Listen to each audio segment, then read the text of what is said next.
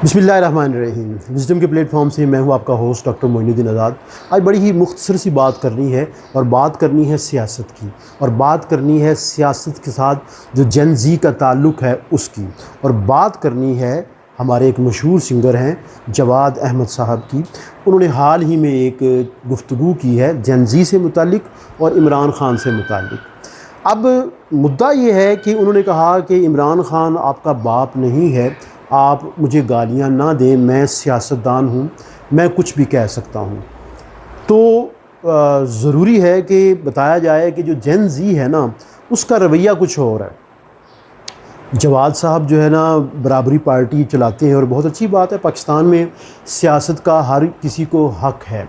लेकिन जब आप किसी के ऊपर तनकीद करें तो तनकीद किस वक्त करें? जो बंदा जेल में है उसके ऊपर आप तनकीद कर रहे हैं, करें, बड़ी अच्छी बात है, लेकिन हर एक मामले पे आप तनकीद नहीं कर सकते। पॉलिसी को लेके आप तनकीद करें तो अच्छा रहेगा। जब आप पॉलिसी के बगैर तनकीद करेंगे तो वो क्या कहते हैं कि जो जेन ज़ी है ये आप पे चादरें नहीं चढ़ाएगी, सीधी सी बात है। और ये खाली पाकिस्तान में नहीं है, आप पूरी दुनिया में जेन ज़ी का एटीट्यूड चेक कर लें कि ये एनालाइज़ करते हैं, एनालिसिस करते हैं और उसके मुताबिक ये आगे चलते हैं। वो एनालिसिस इनका गलत हो या सही हो, उसको लेके इन्होंने चलना है। अब इमरान ख़ान के बारे में उन्होंने एक एनालिसिस कर लिया और उसके मुताबिक चल रहे हैं। और आपने कहा जी कि इमरान ख़ान आपका बाप नहीं है, बिल्कुल, आपने बिल्कुल दुरुस्त कहा, लेकिन वो एक लीडर है, जेल में है। और आप इस चीज़ पे जो है वो तवज्जो करने की बजाय कि आपका रवैया क्या है, आप उनको दोषी ठहरा रहे हैं। पूरी दुनिया में जेन ज़ी हज़ियान बक रही है, सीधी सी बात है। और जो चीज़ उनको बुरी लगती है वो कह देते हैं। मैं ज़ाती तौर पे अपनी बात करूँ तो हम उस्ताद हैं। जेन ज़ी ऐसी है कि हमारे सामने भी खड़ी हो जाती है, बताती है कि नहीं सर ऐसे नहीं, हम इसको तस्लीम नहीं करते, ठीक है। तो आप कैसे ख़याल करते हैं, आप कैसे गुमान करते हैं कि हर मामले में आप इमरान ख़ान को सिर्फ तनकीद का हदफ बनाएंगे तो आप पे चादरें चढ़ेंगी? बिल्कुल भी नहीं, ऐसा कुछ भी नहीं होने वाला। और आपने कहा कि जी आप याद रखते हैं, तो भाई ऐसा ना करें। अगर आपने इमरान ख़ान पे तनकीद करनी है, आप सियासतदान हैं, आपका हक़ है, लेकिन पॉलिसी पे करें ना। आप हर मामले में जो है वो उनको रगेद देते हैं, रगड़ देते हैं, तो जेन ज़ी फिर ऐसे ही करेगी। मुखलसाना मशवरा ये है कि आप इस हकीकत का इदराक करें और पॉलिसी मैटर के ऊपर तनकीद करें, और वो तनकीद ना करें। मसलन इस वक्त इमरान ख़ान जेल में है, उनका ट्विटर चल रहा है, एक्स चल रहा है, वहाँ पे जो है ना पोस्ट आती है। अब पता नहीं वो किन हालात में आ रहा है, कितना उसको सेंसर किया जा रहा है, कितना वो ओरिजिनल है, कितना उसको जो है ना वो आगे बाहर आने दिया जा रहा है। और ऐसे में डिमांड करना, जो हमारी एक इस्लामी जमहूरी पार्टी है उसकी तरफ से भी कहा जाता है कि ये मजम्मत नहीं करते, मजम्मत नहीं करते। तो एक बंदा कैसे मजम्मत करे जो जेल के अंदर बैठा हुआ है? फिर आप कहते हैं जी कि एक्स पे पैगाम आ गया, ये पैगाम आ गया, लेकिन वो पैगाम नहीं आया। अब कितना सेंसर हुआ, किस तरह से हुआ, जो उसको पोस्ट कर रहा है वो कितना उसको सेंसर कर रहा है, ये एक अलग मामला है। तो इस चीज़ को समझिए, जेन ज़ी के साथ हम मुखातिब होते हैं और बराह रास्त मुखातिब होते हैं। तो आप अगर कहते हैं कि आप याद रखेंगे, तो वो भी याद रखने वाली कौम है, भूलने वाली नहीं है। और फिर जो ये हमारा आर्काइव है, यादाश्त कहते हैं कि कौम की कमज़ोर है, लेकिन सोशल मीडिया का आर्काइव बहुत बड़ा है।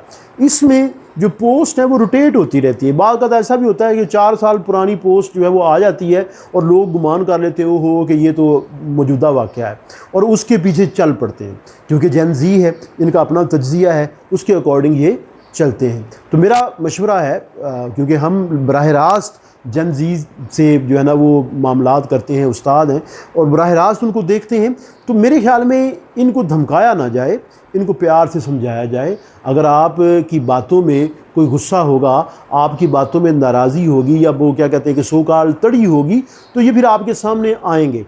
बाकी इमरान ख़ान जेल में हैं, हमारी जो अदालतें हैं उन्होंने उनको जो है सज़ा दी है, जिस तरह सज़ा दी है वो हर कोई जानता है, ठीक है। उस मैटर की तरफ हम नहीं जाते। हमारा मुद्दा सिर्फ़ और सिर्फ ये है कि जेन ज़ी जवाब देती है, अच्छा लगे बुरा लगे, इसने जवाब देना है।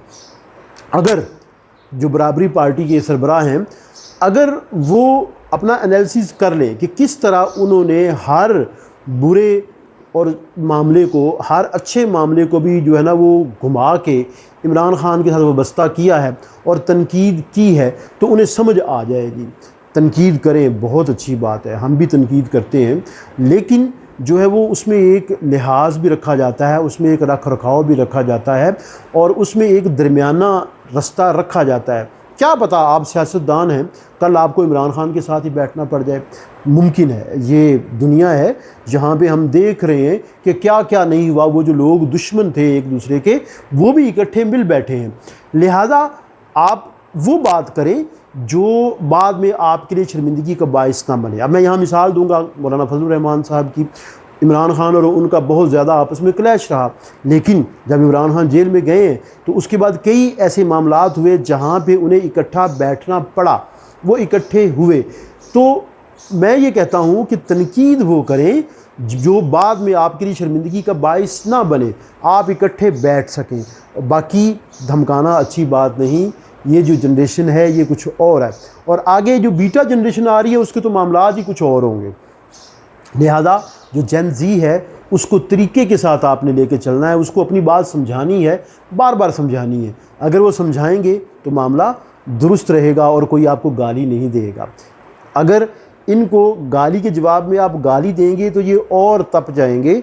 मेरा ये मानना है कि आप जब ये गाली दे रहे हैं उनको प्यार से समझाएं और ये समझेंगे, और लॉजिक दें, और लॉजिक के साथ जब बात करेंगे तो ये लाजमी तौर पे समझेंगे। बाकी इज्तमाई सतह पे जो जेन ज़ी है उसके साथ ये मामला है, और इसमें बहुत ज़्यादा हम ज़िम्मेदार हैं, जेन एक्स ज़िम्मेदार है कि हमने उनकी उस तरह से तरबियत नहीं की, या हमारे जो सियासतदान हैं उसमें मैं इमरान ख़ान को भी शामिल करता हूँ कि उन्होंने कुछ मामलात को कुछ और तरीके से लेके चलाया। इमरान ख़ान ने उनको ही टारगेट किया और वह बात सुनते हैं, मसलहतन खामोश हो जाते हैं, लेकिन दरूने खाना जहाँ उनको मौका मिलता है वो बात करते रहते हैं। तो इस चीज़ का हम सब को ख़याल करना है और प्यार के साथ इस कौम को संभालना है और इनको समझाना है। विज़डम के प्लेटफार्म से अभी के लिए इतना ही। अस्सलाम वालेकुम।